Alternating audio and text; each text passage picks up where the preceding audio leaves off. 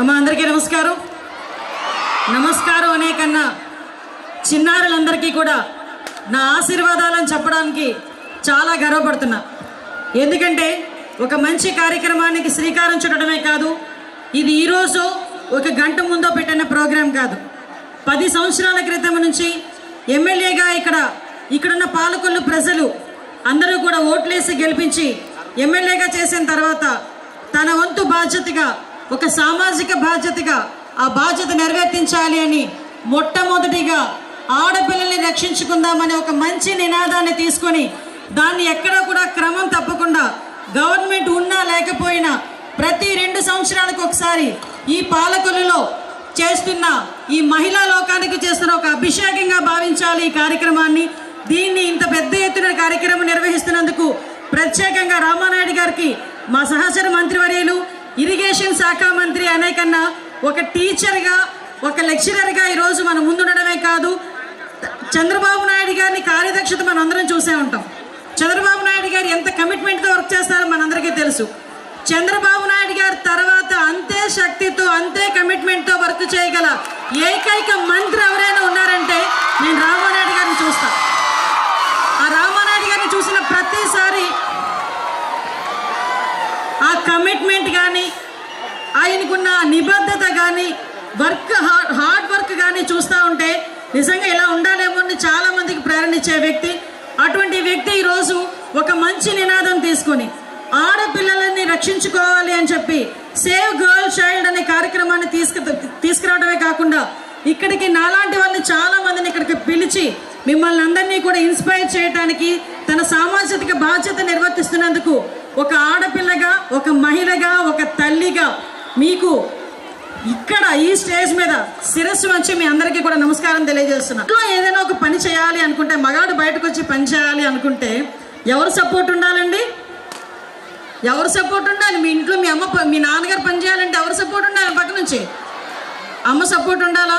ఈరోజు రామానాయుడు గారు సైకిల్ ఎక్కి రోడ్ల మీద తిరుగుతూ ఉంటారు, శ్మశానాల్లోకి వెళ్ళి పడుకుంటారు, ఆ బుడ మీద గట్టు మీద 3 రోజులు కూర్చొని ఆ గట్టు పూజ చేద్దామా లేదామా అని కూర్చుంటూ ఉంటారు. ఈరోజు ఉదయాన్నే ఎక్కడికి వెళ్తే సాయంత్రానికి ఏ టైంకి వస్తారో తెలియదు, వచ్చిన తర్వాత తింటారో లేదో కూడా తెలియదు, మళ్ళీ ఉదయం లేస్తే ఎక్కడికి వెళ్ళిపోతారో తెలియదు.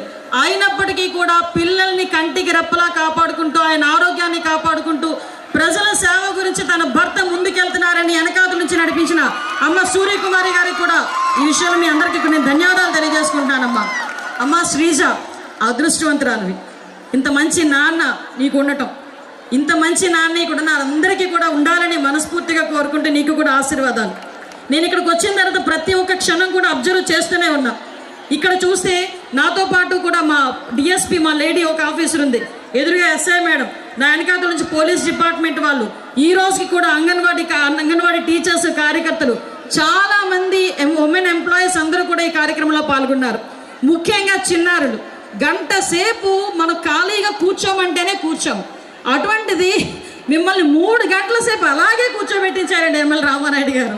మీ అందరికీ కూడా ప్రత్యేక 4 గంటల నుంచి అలాగే ఏకదాటిగా సినిమా చూసిన మధ్యలో బ్రేక్కి బయటకు వస్తాం, అంతేనా? 2.5 గంటల సినిమా చూసిన, మొన్న పుష్ప 3 గంటలు చూసిన మధ్యలో ఒక 5 నిమిషాలు బయటకు వెళ్ళి వచ్చాం. అయినప్పటికీ కూడా ఇక్కడ కదలకుండా క్రమశిక్షణతో ఒక మంచి కార్యక్రమానికి వచ్చామనే స్ఫూర్తితో ఇక్కడికి వచ్చిన విద్యార్థి లోకానికి కూడా మీ అందరికీ కూడా ప్రత్యేకంగా ధన్యవాదాలు, ఆశీర్వాదాలు తెలియజేసుకుంటూ ఇక్కడికి వచ్చిన తర్వాత అబ్జర్వ్ చేశాను. నేను ఏమనుకున్నానంటే, సేవ్ ద గర్ల్ చైల్డ్ కదా, అందరూ ఆడపిల్లలు ఉంటారేమో అనుకున్నా. ఈ ఆడపిల్లలకి మేము అన్నలుగా అండగా ఉంటాము, మేమందరం కూడా మా ఇంట్లోనే ఒక ఆడపిల్ల ఉంది అని చెప్పి సగర్వంగా ఇక్కడికి వచ్చిన మా యువత లోకానందరికీ కూడా ప్రత్యేకంగా ఒక అక్కను అనుకుంటారో, అమ్మను అనుకుంటారో, ఏమనుకుంటారో మీ అందరికీ కూడా నా ఆశీర్వాదాలు. మీకు ఒక విషయం చెప్పాలి. నా చిన్నప్పటి నుంచి వింటున్న భ్రూణ హత్యల గురించి, నా చిన్నప్పటి నుంచి స్వతంత్రం వచ్చి 75 సంవత్సరాలు అయింది. అయినప్పటికీ కూడా ఆడపిల్ల పుట్టిన వెంటనే ఆడపిల్ల అనుకుని పక్కకి వెళ్ళేవాళ్ళు. అదే మగపిల్లాడు పుట్టాడంటేనే ఇంకా లోపల నుంచి లేబర్ రూమ్ నుంచి బయటికి కబురు, చిన్న కాకితో కబురు వచ్చినా కూడా ఇక్కడ స్వీట్లు పంచుకునే రోజుల దగ్గర నుంచి ఈరోజు ఆడపిల్ల పుడితే బాగున్ను, ఆడపిల్లని కనాలనుంది అనుకునే పొజిషన్కి ఈరోజు చాలామంది సంఘ సంస్కర్తలే కాదు, ఇలాంటి వ్యక్తులు కూడా ఈరోజు ముందుకొచ్చి చాలా సంస్కరణలు చేయబట్టి ఈరోజు కనీసం ఇలాగైన పరిస్థితి ఉంది. మరి ముఖ్యంగా మీ అందరికీ తెలియాలి, ఈరోజు చాలామంది మగపిల్లలు ఉన్నారు. నాకు ఒక కొడుకు, ఒక కూతురు. ఇందాక మధుప్రియ మాట్లాడేటప్పుడు కానీ మన కలెక్టర్ గారు మాట్లాడేటప్పుడు కానీ ఒక మాట చెప్పారు. ఈరోజు ఆడపిల్ల నువ్వు ఇలాగే ఉండాలి, ఆడపిల్ల పుట్టిన నువ్వు ఈ టైం అయ్యేసరికి ఇంటికి రావాలి, నువ్వు ఇలాగే బట్టలు కట్టుకోవాలి, ఇలాగే మాట్లాడాలి, ఇలాగే ఉండాలి, బుర్ర దించుకున్నాడు.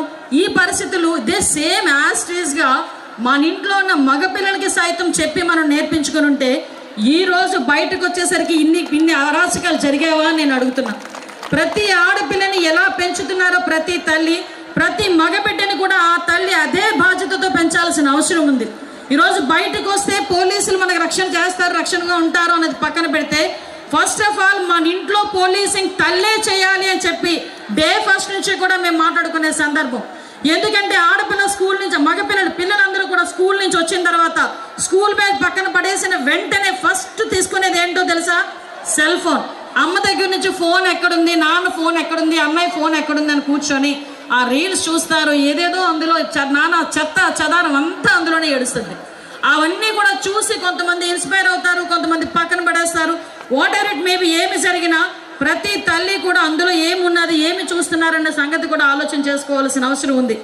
ముఖ్యంగా ఆడపిల్ల పుట్టిన తర్వాత ముఖ్యంగా చాలా సందర్భాల్లో చెప్తాను, ఆడపిల్లని చాలా చులకనగా చేసే ప్రతి సమాజానికి కూడా ఆ ఆడపిల్ల తల్లి గర్భం నుంచి పుట్టిన ఒక ఆడదాని నుంచి పుట్టిన శిశువుగానే మనం కూడా భావించుకోవాలి. ఇందాక వాగ్దేవ పాట పాడింది, బ్రహ్మ గురించి మాట్లాడినా కూడా ఒక తల్లి బిడ్డే అని.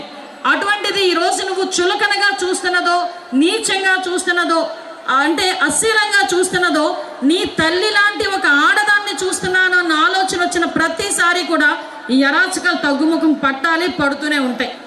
ఎందుకంటే ఈరోజు నేను ఒకటి చెప్తున్నాను, భ్రూణ హత్యల గురించి ఒకసారి మాట్లాడుకున్నాం. భ్రూణ హత్యలు ఇంకా కడుపులో ఉండగానే ఆడపిల్లని చిదిమేస్తున్నారు అని చెప్పి చాలా బాధపడ్డాం. కానీ ఈరోజు ఆడపిల్ల పుట్టిన తర్వాత నెలల రోజుల పసికందుని కూడా, ఆ పసికందును కూడా ఆడదాన్ని చూసి వాళ్ళ మీద కూడా అత్యాచారాలు చేసే మృగాళ్ళు ఈరోజు మన మధ్యలోనే ఉన్నారంటే ఒక్కసారి మన పొజిషన్ ఏ పొజిషన్లో ఉందో ఒకసారి మనం ఆలోచన చేసుకోవాలి. ఎందుకంటే ఈరోజు నేను హోమ్ మినిస్టర్గా నేను చూస్తున్నా, కొన్ని సందర్భాలు చూస్తుంటే భయం వేస్తుంది. 6 నెలల ఆడపిల్ల, 8 సంవత్సరాల ఆడపిల్ల, 6 సంవత్సరాల ఆడపిల్ల.